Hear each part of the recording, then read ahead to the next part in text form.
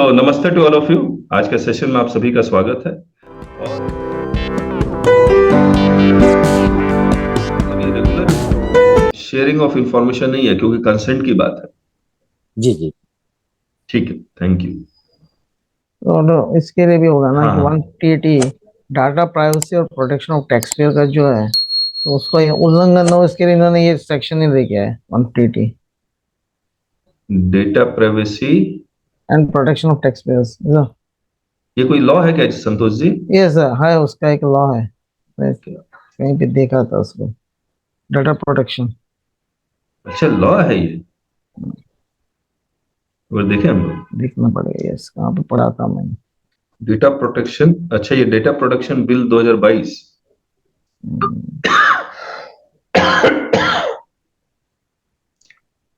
Digital personal data protection bill. इसमें देखें GST का कुछ है लिखा हुआ।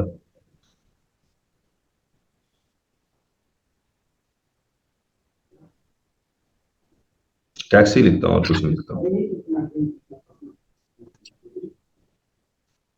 नहीं नहीं, इसमें कुछ नहीं है।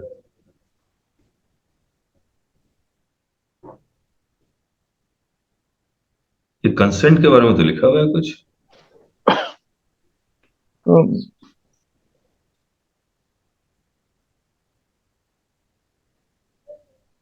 तो चलिए कोई बात नहीं। Protect personal data. हाँ, लेकिन मतलब वहीं से आया है जो आप कह रहे हैं, डेटा प्राइवेसी।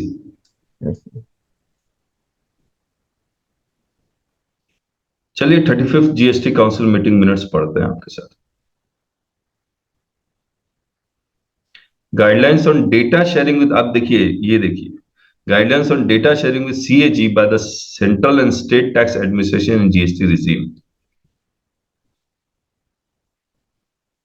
अच्छा, मैंने आपको जब 34th कर रहा था तो हमने आपको बताया था सीएजी डिपार्टमेंट का ऑडिट करती है। Yes sir. तो डिपार्टमेंट का अगर ऑडिट कर रही है, यानी कि ऑफिसर्स ने जो नोटिसेस इशू किए हैं वो वैलिड है या नहीं है, डीजीआर ने अगर कुछ रिपोर्ट भेजा है उसके ऊपर क्या क्या एक्शन ऑफिसर्स ने लिए हैं, तो तमाम तरह की चीजें ये ऑडिट करते हैं। एक बार पढ़ते हैं इसके बारे में, हमने 34th में भी पढ़ा था ना। Yes sir. Introducing this agenda item, the Secretary informed that after rollout of GST, the Office of the CAG had been seeking data from the tax administrations of the center and the state government. States and CBIC had been requesting for evolving uniform guidelines for data sharing with the Office of CAG with the approval of the Council. With a view to evolve such guidelines, a meeting chaired by Special Secretary GST Council Secretariat was held on 3rd May, which was attended by the Office of the State Tax Administration, Revenue, Council Secretariat GST. And after discussion, set of broad guidelines were recommended for consideration of the Council as set out in the agenda note. He further informed that the issue was discussed in the officers meeting held, where the officers of CAG also made a presentation. And thereafter, the issue was discussed in detail. He informed that the officers of CAG had come to the council to make a presentation. This. Chali, in the first part of the presentation, CAG stated that Article 151 of the Constitution, the reports of the CAG relating to, ये हम लोग कर चुके हैं क्या? हम लोग, मुझे याद आ रहा है, एक मिनट देखना। 35 तो हो गया था ना सर? हो गया हैं? हो गया 35 हो गया था, आपने 33 34 छोड़ के 35 किया था ना सर?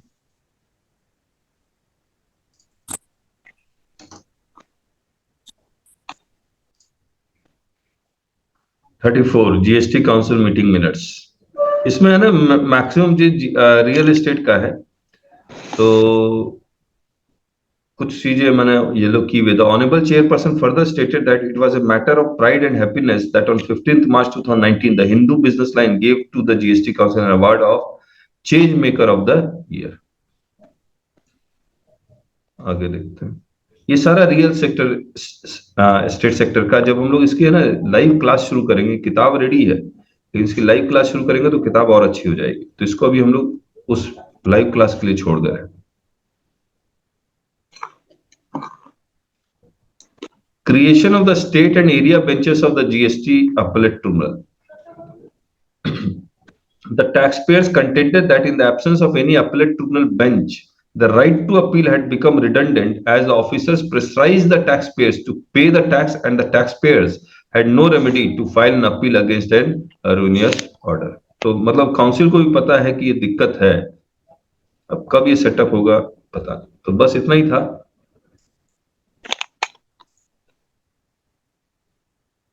थर्टी सिक्स में है ना?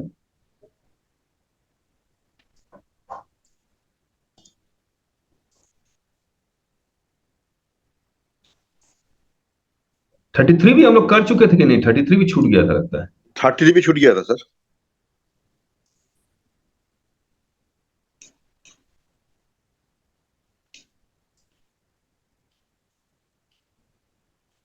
और देखिए 33 भी रियल एस्टेट सेक्टर से रिलेटेड है।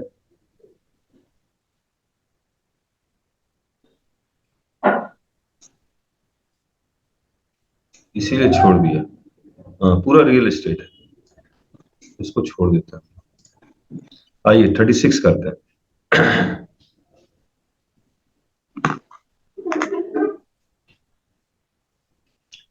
36 में कुछ कुछ चीजें बहुत अच्छी मिली मुझे।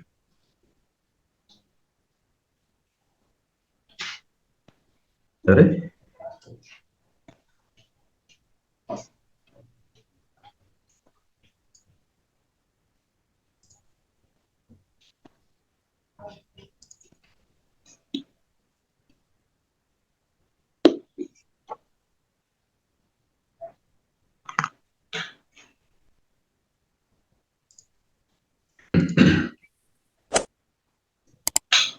तो 35 का बाकी पार्ट कर रहे हैं। Section 171 national anti profiteering authority and provision to levy penalty on the profited amount. मुझे एक बात बताइए, ये जो नेशनल एंटी प्रॉफिटरिंग अथॉरिटी जो सेटअप किया गया था उसका पर्पस क्या था? प्लीज बता दीजिए पर्पस क्या था?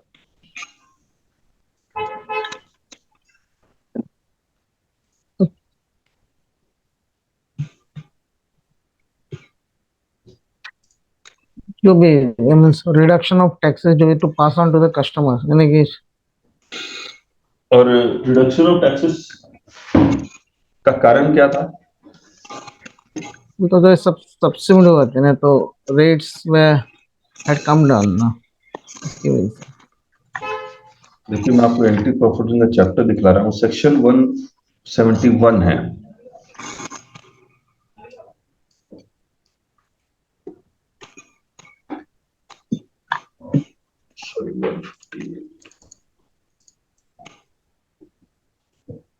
Anti profiteering measures.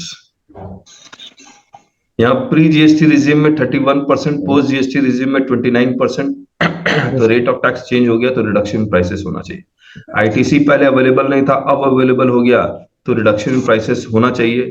तो उस और अगर करते हैं तो अच्छी बात है। How to check profit on product in absolute terms, profit percentage on cost of product, profit percentage on sale price. Check it और फिर आपको इफेक्ट निकालना पड़ेगा। मतलब मैंने आपको तरीका बताया कैसे एंटी प्रॉफिटिंग करते हैं। लेकिन मुझे एक बात बताइए, क्या आज के डेट में भी, हेलो देखिए किसी के बैकग्राउंड में अजीब से, राजीव जी आप एक बार मुझे एक बात बताइए, आज के डेट में भी क्या ये एंटी प्रॉफिटरिंग का जो अथॉरिटी है वो वैलिड है या नहीं? वो तो जब जीएसटी आया था तब के लिए था, आज के लिए भी ये वैलिड है? हेलो, अरे हाँ ना, कुछ तो बोलिए। वैलिड तो है इसका, लेकिन हाँ, एक्शन कुछ हुआ नहीं ना अभी तक।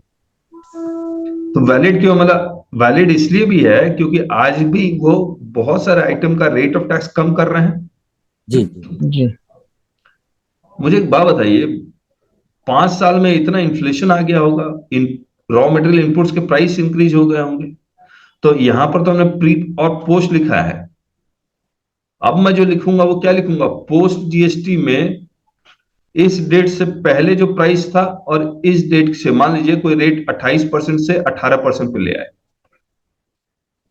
1/10/2023 से, तो 1/10/2023 से पहले जो प्राइस था और 1/10/2023 के बाद जो प्राइस था उसी के बेसिस पे तो डिसाइड होगा। यस और नो? जी सर जी। और अगर वो डिसाइड कर लेते हैं तो आप सोच के देखिए कितना डेटा इनको एनालाइज करना पड़ेगा।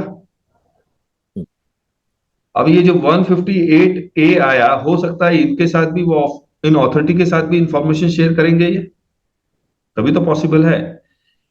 अब मुझे एक बात और बताइए, अगर ये निकाल कहते हैं कि सर नहीं नहीं, प्रॉफिट आपको 3%, सॉरी कॉस्ट सेल प्राइस आपको 3% रिड्यूस करना चाहिए था, आपने नहीं किया, तो क्या ये अथॉरिटी के पास पेनल्टी लगाने का पावर, इम्प्रिजनमेंट का पावर है या नहीं?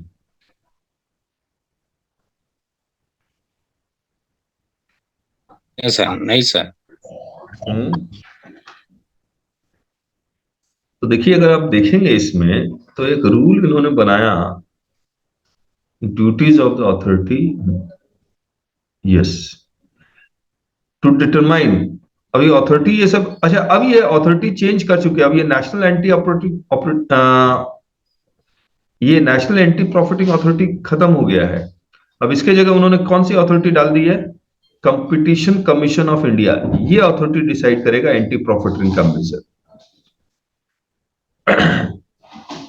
देखिए, to determine whether any reduction has been passed, to identify the registered person who has not passed, to order। अब देखिए टू ऑर्डर में क्या क्या है, रिडक्शन इन प्राइसेस, तो कहेगा कि प्राइस रिड्यूस करो।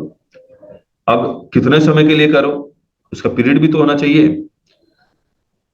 और to the return the recipient interest and imposition of a penalty as specified in the act, यानी कि 122, hello, and cancellation of registration.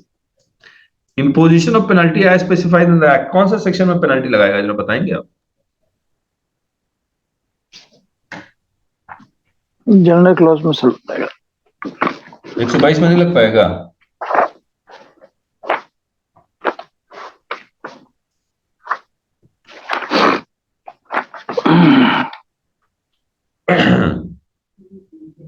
ये सब तो नहीं आएगा, फॉल्स इनवॉइस ये सब नहीं आया, कलेक्ट्स ये भी नहीं आया, कलेक्ट्स फेल्स ये यहां कहीं नहीं आ रहा है। 122 तो एप्लीकेबल नहीं है। 123 ये भी नहीं आएगा। 124 ये भी नहीं आएगा। 125 जनरल पेनल्टी, तो बोला बस 25,000 में लेके छोड़ देंगे उसको, जनरल पेनल्टी हैं? बट सर मेरा इसमें ये डिटरमाइन ऑफ सेल्स पे कैसे होगा, यदि मेरा रॉ मटेरियल की जो मेरी कॉस्टिंग आ रही है, जो मेरी संजय जी वो छोड़िए, वो तो उनका काम है, वो तो पढ़ेंगे तब पता लगा लेंगे। लेकिन फिलहाल बताइए, पेनल्टी 125 में 25 प्लस 25 लगा के तो नहीं छोड़ देंगे। मान लीजिए 400 करोड़ का प्रॉफिट पास ऑन करना था, खैर 125 भी नहीं है, 126 भी नहीं है, 127 देखते हैं। Power to impose penalty in certain cases where the proper officer is of the view that a person is liable to a penalty and the same is not covered under any proceeding under section 62, 63, 64, 73, 74 and 129 or 130, he may issue an order levying such penalty after giving a reasonable opportunity of being heard to such person। 127 में penalty लगेगा। क्या कहते हैं?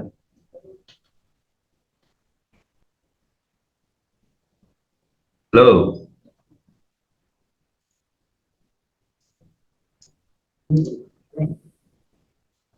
so Tamil Nadu had expressed certain reservations on the proposal to insert a penalty provision under section 171 of the CGST Act. The CST Tamil Nadu stated that anti-profiting provision was intended as a transitional provision with a specific time limit in view of the sudden changes in the rate of GSTs, followed by a periodic rationalization. Calculating profiting involved ambiguities and therefore it might not be fair to impose penalty in every case.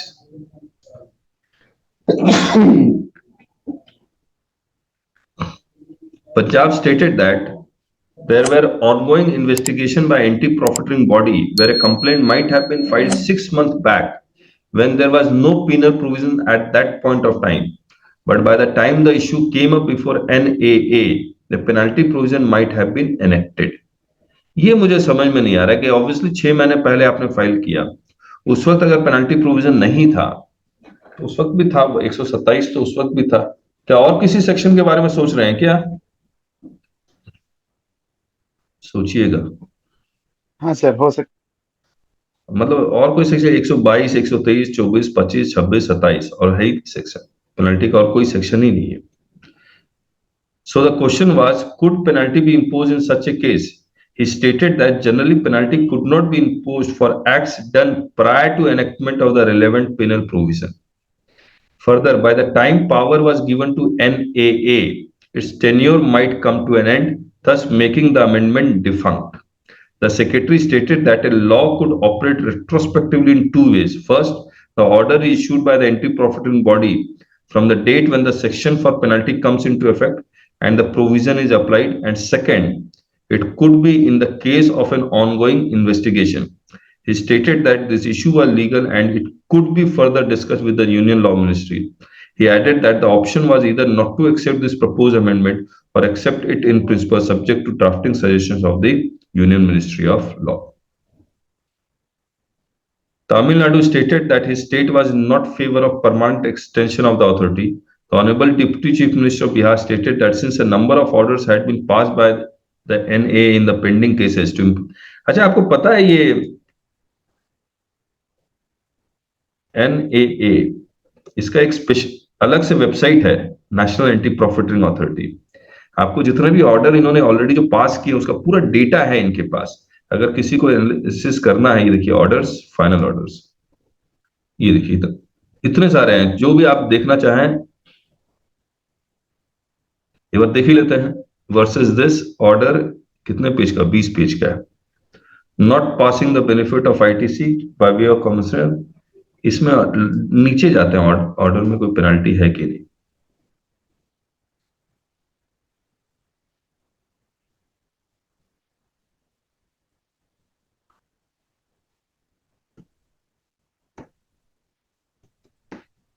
है ही नहीं penalty.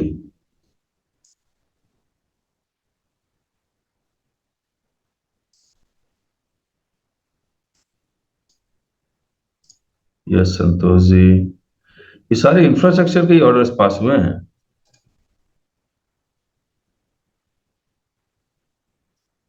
ये Medicare का, ये rates of tax का होगा, Medicare का. Real estate में सारे आईटीसी होगा.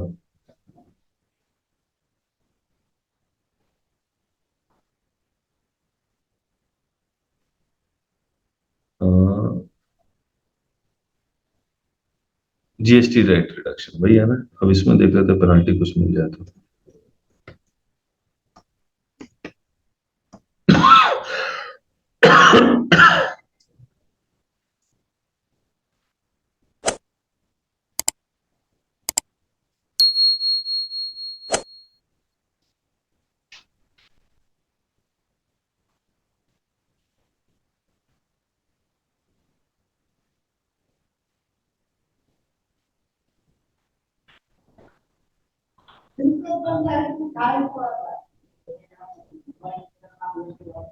अब ये देख रहे हैं सप्लाई वाइज ब्रेकअप, ये सब कहां से आ रहा है. उनको कोई ना कोई इंफॉर्मेशन जरूर दे रहा है.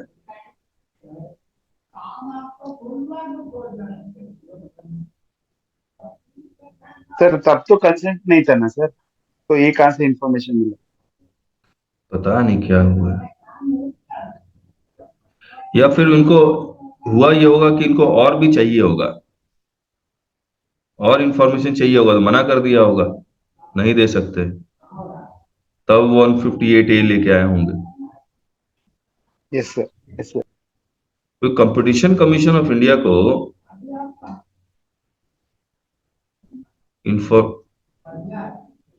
इंफॉर्मेशन तो प्राइसिंग ऑफ गुड्स का तो एकदम चाहिए ही चाहिए. कॉस्ट ऑफ प्रोडक्शन कितना है, इसके बाद कितना है इसका, रॉ मटेरियल का कॉस्ट कितना है, मार्केटिंग कॉस्ट कितना है, एम्प्लॉइज का कॉस्ट कितना है. एक एक चीज नहीं देंगे तो वो कैसे करेगा, कर ही नहीं पाएगा. इसमें पेनल्टी नजर ही नहीं आ रहा मेरे को. चलिए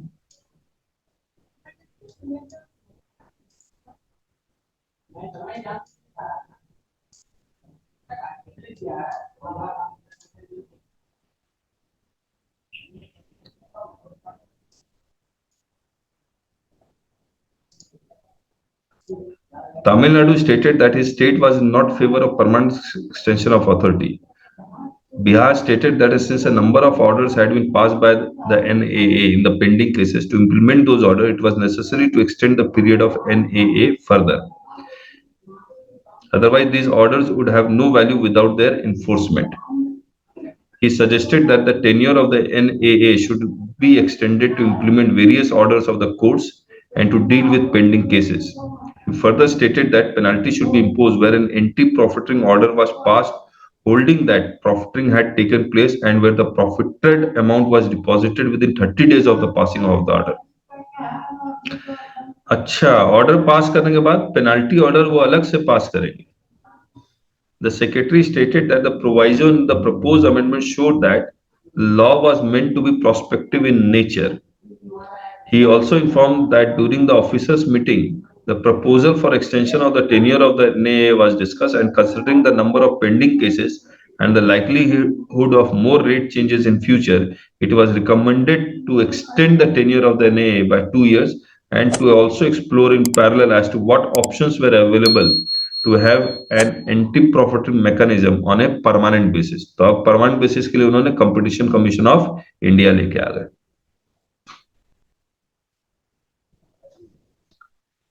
Bihar stated that amendment should be on prospective basis in order to avoid potential complications.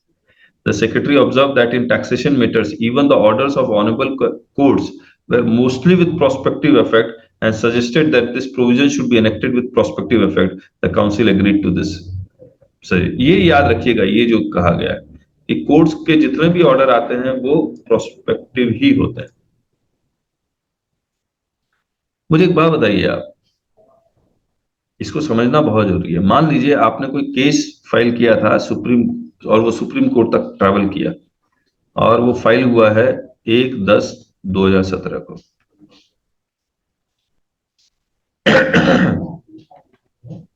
Order आया 1 अक्टूबर 2022 को. ये अप्लाई किया था. ये मान लीजिए अदानी ने अप्लाई किया था. कैसे देखते हैं इसको?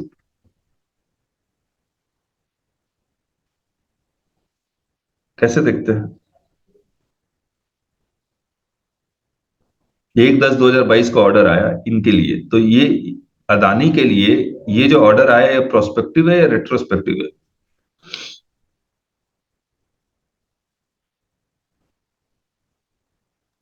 प्रोस्पेक्टिव.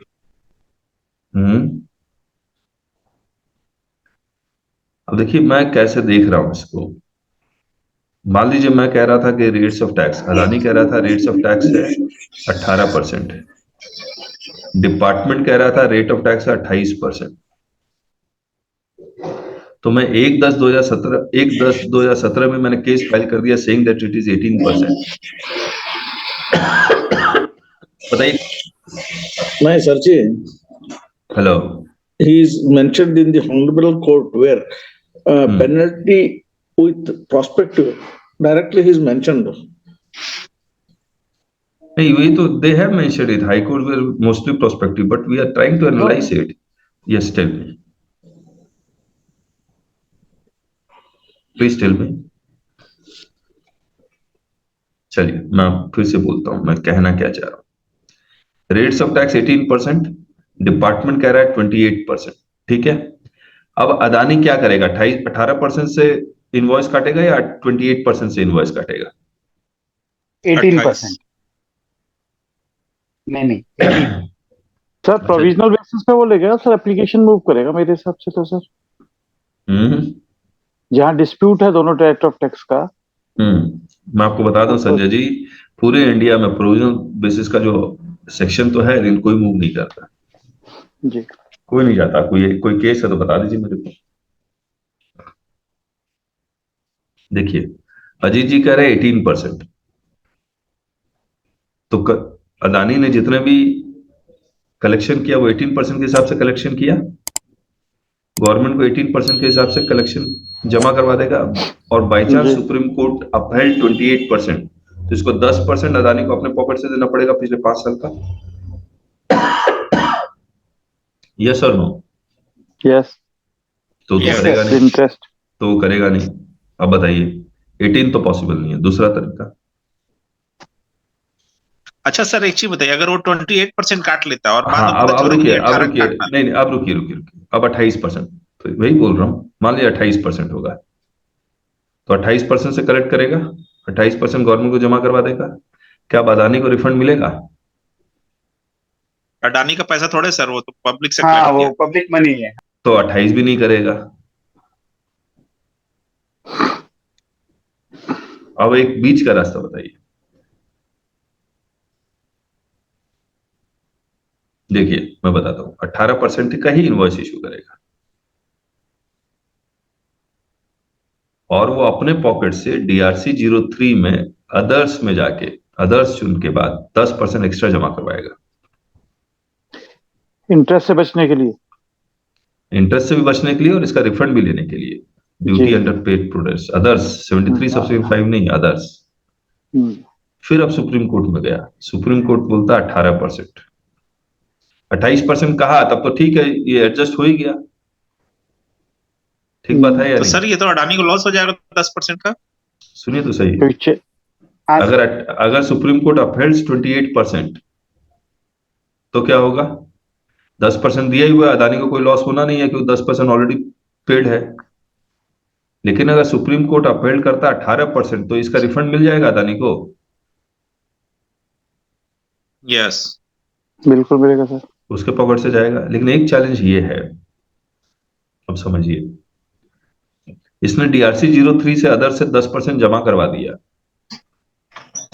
18% है, कि सामने वाले को क्रेडिट कितने रुपए का, कितने परसेंट का मिलेगा? रिसिपिएंट को 18। 18 ही मिलेगा। ये जब सुप्रीम कोर्ट अपहेल्ड मान लीजिए 28% कर देती है, तो ये वाला जो टैक्स है जो ऑलरेडी जमा है, इसका क्रेडिट क्या रिसिपिएंट को मिलेगा? नहीं। नहीं मिलेगा भी नहीं, सर। और जरूरत भी नहीं है क्योंकि 18% ही उसने दिया था।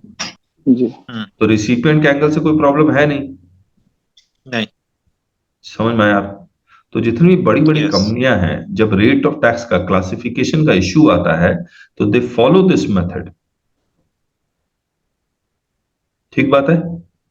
तो ये अदानी का केस हो गया। तो अदानी का ये जो 1 अक्टूबर 2022 का 1/10/2017 को अप्लाई किया, 1/10/2022 को जो जजमेंट आया, इसकी एप्लीकेबिलिटी, इसका effective date of order Adani के लिए तो 1/10/2017 ही है।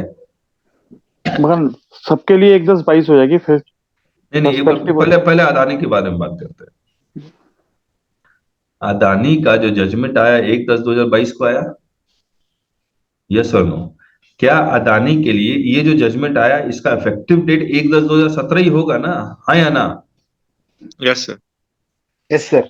बाकियों के लिए, अदर पार्टीज के लिए,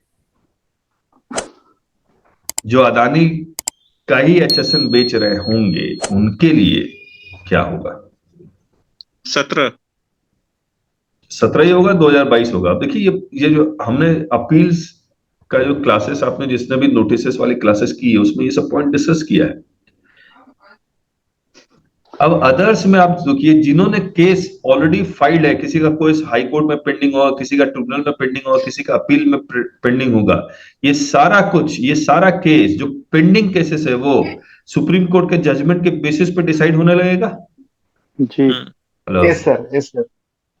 तो ये पहला जो एप्लीकेंट है, दूसरा जो ऑलरेडी पिटिशनर है, उनका सुप्रीम कोर्ट के जजमेंट के बेसिस पे डिसाइड होने लगा ऑटोमेटिकली। लेकिन जो इन सब के लिए तो सर 1/10, इन सब के लिए तो 1/10/17 ही होगा सर। वही बोल रहा हूं, अब समझिए, जो एप्लीकेंट है वो 2017 में आ गया, जो पिटिशनर है, जिनका केस पेंडिंग है, वो 1/10/2022 के बाद जितने भी केस पेंडिंग है, वो सारे सुप्रीम कोर्ट के जजमेंट के बेसिस पे डिसाइड होने लगेंगे। हेलो? हाँ सर। हाँ सर। Yes sir. लेकिन ऐसे लोग जिन्होंने केस ही फाइल नहीं किया, डिपार्टमेंट की बात मान ली, उनको क्या पुराने 1/10/2022 से पहले का कोई रिलीफ मिल पाएगा? नहीं सर नहीं मिल पाएगा। मिलेगा। उनके लिए ये जजमेंट प्रोस्पेक्टिव है। हाँ correct sir. Date of order. समझ में आया आपको?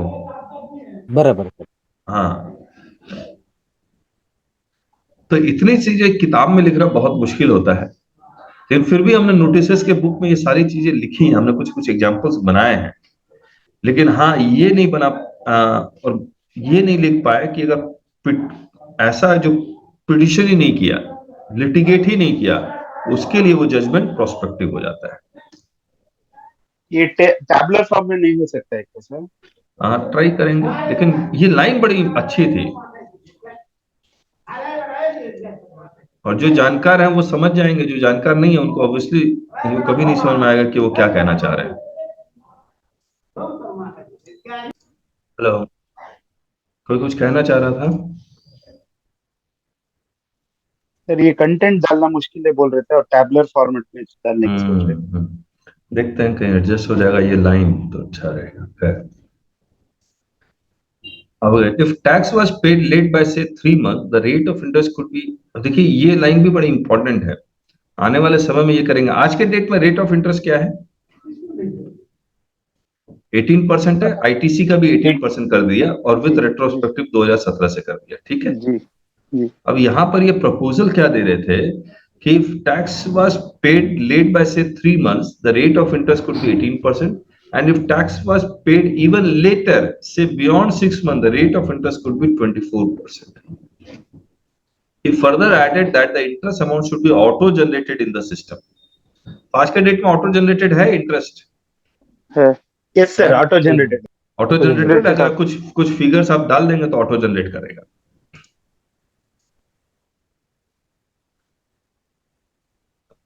Update on the status of the issues referred to the law committee by the GST Council. Covered an update on the status of the issues referred to the law committee by the GST Council. The first issue related to the exclusion of brick kilns, menthol and sand mining activity from the benefit of composition scheme. और ये discussion हो रहा है 2019 में, और ये जो brick clean है वो हटाया गया 2022 में, करेक्ट है, 3 साल बाद। He stated that earlier during the VAT regime, the composition scheme was capacity based, whereas in GST law, it was turnover based. The law committee, after taking into account the inputs received from the various states, had suggested to exclude these 3 items from the composition scheme. तो आज के date में brick cleans तो exclude किया है, लेकिन menthol और sand mining आज भी कंपोजिशन स्कीम में कोई आना चाहे तो आ सकता है। However, during the official meeting held on 20 June, the state of Haryana had suggested to keep these items under composition scheme, and state of Odisha had suggested to further exclude stone crushing activity from the composition scheme. ये मैं बता रहा हूँ, सही में आने वाले समय में पूरा जीएसटी को एकदम कंफ्यूजन और कॉम्प्लेक्स कर देंगे, इसमें ये होगा उसमें ये नहीं होगा। अभी तो रेट ऑफ टैक्स के इतने सारे स्लैब है, फिर आइटम्स वाइज में ये कंपोजिशन में जा सकता है। देखिए ब्रिक लिस्ट में कितना कंफ्यूजन हम लोग अमेंडमेंट कर रहे थे, संजय जी कह रहे थे ब्रिक लिस्ट सेक्शन 10 में है, लेकिन ब्रिक लिस्ट सेक्शन 10 में नहीं है, अलग से रेट नोटिफिकेशन से उसको कंपोजिशन में लेके आए, तो अलग अलग काम कर रहे हैं। The Honorable Minister from Haryana stated that there were approximately 3,000 brick kilns units in his state. He added that brick kiln business was very small scale and carried on mostly in rural areas, and it was very difficult to monitor and get the desirable tax revenue from them. In the VAT regime, the composition scheme on brick kilns worked well, and state got an annual revenue of almost 90 crore from this industry.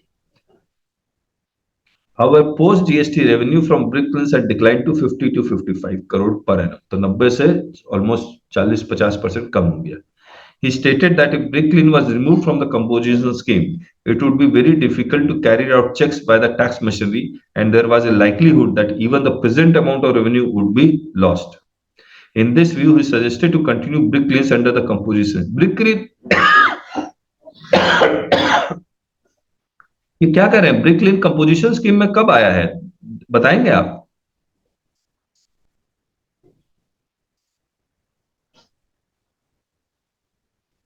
किस date की meeting है ये?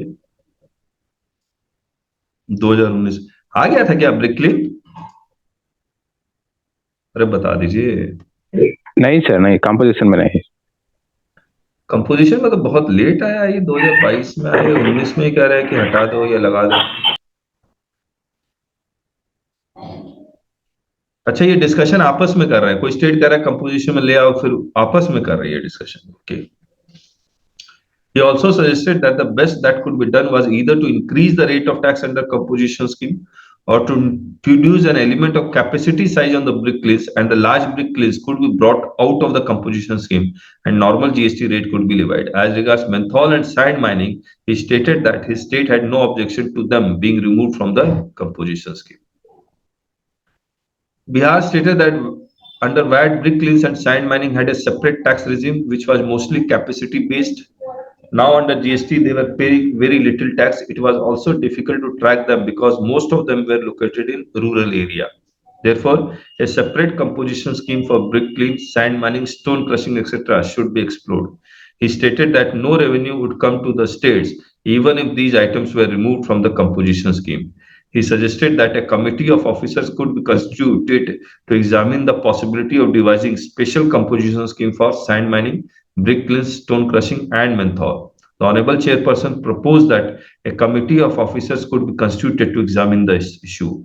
The Secretary stated that the officers of Haryana, Bihar, this. ठीक है। अब ये data दे रहे हैं।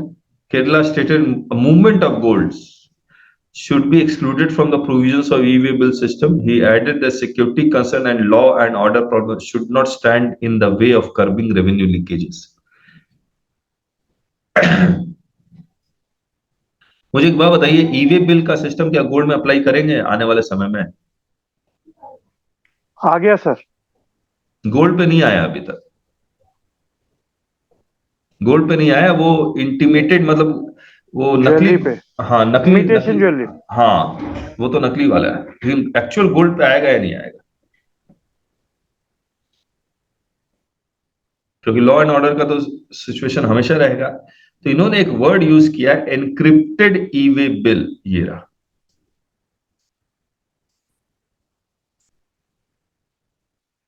जब इनसे एनक्रिप्टेड ई-वे बिल हो जाएगा तब ये आ जाएगा। ये हो सकता है इसका सिस्टम डेवलप कर रहे हो, और जैसे एनक्रिप्टेड ई-वे बिल आएगा गोल्ड पे भी आ जाएगा। तो मैं दोबारा नहीं पढ़ रहा हूं, यही एक इंपॉर्टेंट चीज था। कल ये करते e ticketing from cinema tickets 17। किसी का कोई क्वेरी हो, नोटिसेस हो तो एक बार डिस्कस कर लें हम।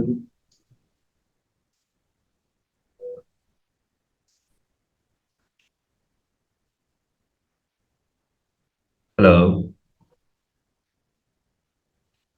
कोई भी क्वेरी कुछ भी, देन वी कैन डिस्कस, नहीं तो फिर कल मिलेंगे हम लोग।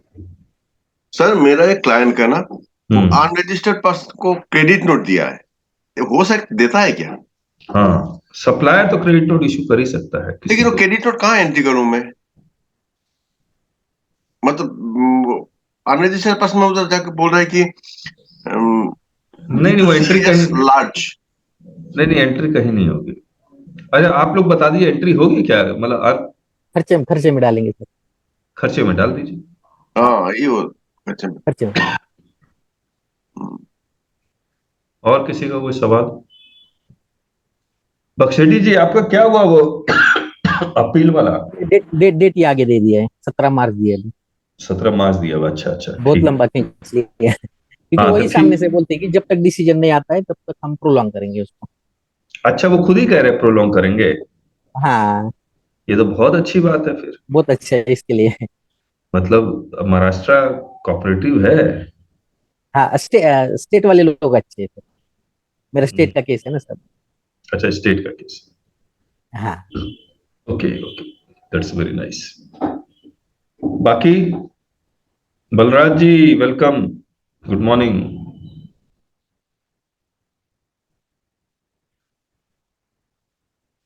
चलिए फिर कल मिलते हैं। Good morning sir, sorry sir. Good morning Balraj ji, good morning. Good morning sir, sorry sir, I was not able to attend the class. कोई बात नहीं, कोई बात नहीं। Thank you. अच्छा ये मैं बाकी लोगों के लिए बता देता हूँ, ये हम लोग एक क्लास शुरू करेंगे। बहुतों ने पेमेंट कर दिया है अलग से बैंक में। GST live class. एक तो ये 1 जुलाई 2024 को हमने वॉल्यूम 1 की क्लासेस अनाउंस की है, और ये वाली जीएसटी रिफंड और आईजीएसटी लाइव की क्लास, ये हमने शायद 1 मार्च लिखा है, लेकिन इसको भी थोड़ा सा 1 मार्च लिखा है ना, 1 अप्रैल करेंगे एंड विल स्टार्ट इट। तो मैं बताऊंगा आप लोग को। तो इसका हम लोग अभी मार्केटिंग एक्टिविटी शुरू नहीं किया है, will start it then I will let you. ठीक है, फिर कल मिलते हैं, है ना? Okay sir. Okay, Okay, sir. Bye bye.